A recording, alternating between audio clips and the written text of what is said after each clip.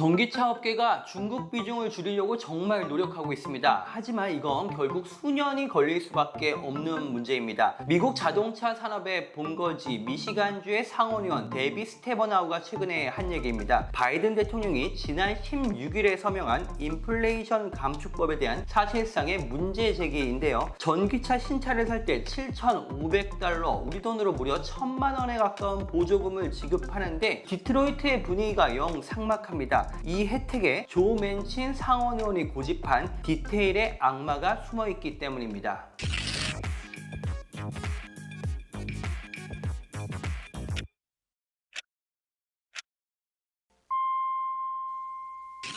안녕하세요. 서울경제신문 워싱턴 특파원 윤홍입니다. 중국산 광물과 부품은 취급하지 않겠다. 북미 지역에서 생산된 차에만 혜택을 주겠다. 7,400억 달러 규모 미국의 인플레이션 감축법을 두고 논란이 뜨겁습니다. 이 정치적으로 보면 이 법안은 바이든의 승리입니다. 그 이유는 백악관 홈페이지만 가봐도 알 수 있습니다. 이 법안이 바이든 대통령의 캐치프라이즈 빌드백 배럴, 즉 위대한 재건의 축소판이기 때문입니다. 1년을 넘게 질질 끌었죠. 같은 당인 민주당의 조 맨친 상원의원의 반대로 사장될 뻔하다가 극적으로 부활해서 미국 역사상 최대 규모로 기후변화에 대응하는 법안이 통과됐습니다. 근데 그 과정에서 너무 까다로운 조항들이 따라붙었습니다. 소비자와 직결되는 부분은 전기차 세액공제, 사실상 구매 보조금인데요. 미국은 이를 통해 2030년까지 자국 내 신차 판매 가운데 전기차 비중을 50%까지 높인다는 계획입니다. 근데 자동차 업계에서는 이러다가 전기차 판매가 더 확 줄어드는 거 아니냐, 이런 우려까지 나오고요. 여기에 한국과 유럽과의 무역 분쟁 소지까지 있습니다. 자, 뭐가 문제일까요? 일단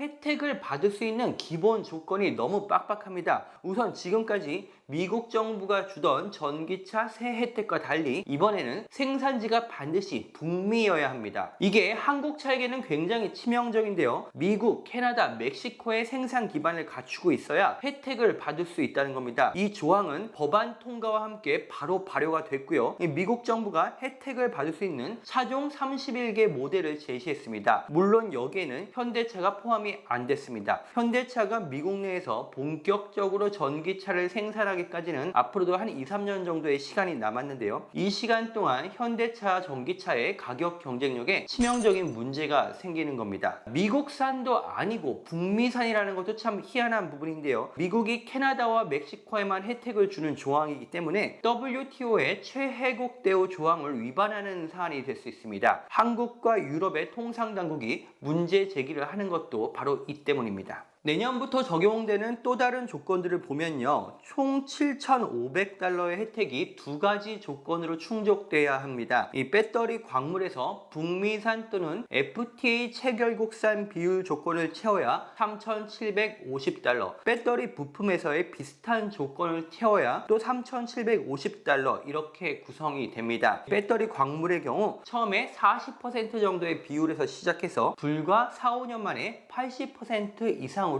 비율을 맞춰야 합니다. 자, 지금 전 세계 시장에서 리튬 등 배터리 광물에 대한 중국 의존도가 90%에 가깝고요. 배터리 부품인 양극재, 음극재도 중국산의 비중이 70%가 넘습니다. 이 배터리 서플라이 체인이 지난 10여 년에 걸쳐서 차차 구축되어 온 걸 생각하면 이 3-4년 내에 이걸 탈피하는 게 사실 불가능한 목표라고 할 수 있습니다. 자, 여기에 또 하나의 핵심 조건이 따라 붙는데요. 바로 Foreign Entity of Concern, 즉 해외 우려국가 업체에서 조달한 부품이 있어서는 안 된다는 겁니다. 이거는 2024년부터 시작됩니다. 이 말할 것도 없이 중국을 정면 겨냥한 조건인데요. 이 중국산에 대한 원천 봉쇄라고도 말할 수 있습니다. 자, 이렇게 되면 아무리 북미에서 생산이 됐다고 해도 이 조건을 맞추는 전기차를 만들기가 사실상 불가능해질 수 있습니다. 미국 자동차 업계가 들고 일어나는 것도 바로 이 때문입니다. 앞서 제가 올해 31개 모델이 혜택이 가능하다고 말씀을 드렸는데, 당장 내년에 배터리 규정이 발효되기 시작하면 아예 혜택을 받을 수 있는 전기차 모델은 없어진다는 분석도 나옵니다. 여기까지는 이미 법안 통과와 함께 공개된 부분이고요. 그러면 법안을 왜 이렇게까지 만들어놨을까? 여기에서부터 정치의 영역으로 넘어갑니다. 말씀드렸다시피 이 법안은 아예 사라질 뻔하다가 올 여름 들어 급격히 속도를 내며 부활했습니다. 그 배경에는 오는 11월 중간 선거를 앞두고 이 법안을 재차 밀어붙인 백악관 그리고 민주당의 척 슈머 원내대표와 이 법안에 반대해온 조 맨친 의원의 물밑 합의가 있었습니다. 아시다시피 현재 미국 상원은 50대 50이기 때문에 민주당에서 단 한 명, 즉 조 맨친의 이탈표가 있어서는 안 됩니다. 맨친은 그런데 이 빌드백 배럴이라는 이름으로 이 법안이 최초에 설계될 때부터 전기차에 대한 보조금 지급에 상당히 부정적인 입장이었습니다. 그 이유를 한번 보면요. 이 맨친은 미국의 화석연료 업계를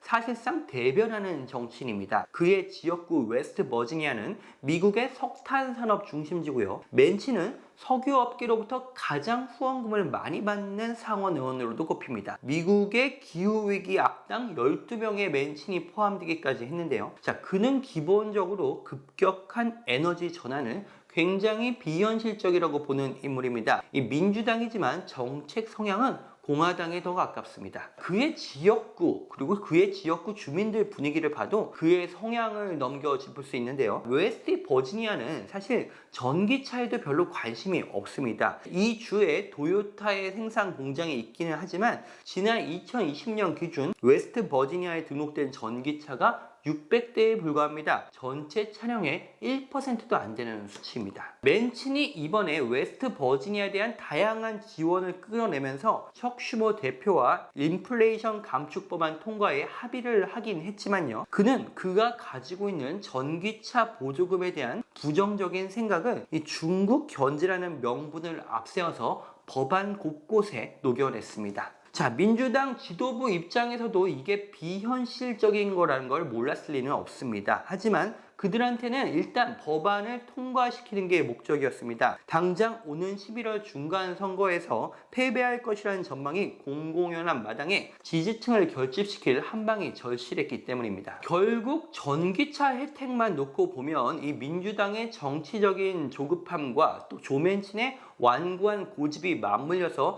아주 비현실적인 기이한 법안이 탄생한 셈입니다. 그러면 앞으로 이 법안이 어떻게 실행될지가 관건일 텐데요. 일단 11월 중간 선거가 끝나고 나서야 좀 더 자세한 윤곽이 잡힐 것 같습니다. 이 재무부가 이 법안이 어떻게 시행될 것인지에 대한 일종의 가이던스를 발표할 예정입니다. 다만 지금 예상처럼 빡빡하게 운영되기는 아마 불가능할 겁니다. 이 미국 자동차 업계에서도 어마어마한 로비가 시작될 거고요. 이 미국 정부가 전기차 광물과 부품 이런 공급망을 추적하는 시스템을 짜겠다지만 이걸 얼마나 제대로 짤 수 있을까? 이런 회의적인 시각도 있습니다. 무엇보다 우리 입장에선 북미산 전기차 조항, 즉 북미에서 생산된 차에만 혜택을 주는 이 조항에서 예외를 받을 수 있을까? 이게 핵심 쟁점이 될 텐데요. 한미 경제 관계가 또다시 시험대에 부딪힌 것 같습니다. 바이든 대통령과 윤석열 대통령이 만약에 다시 만난다면 이 문제가 핵심 의제가 될 수도 있습니다. 윤호의 워싱턴 24시 다음 시간에 다시 찾아오겠습니다.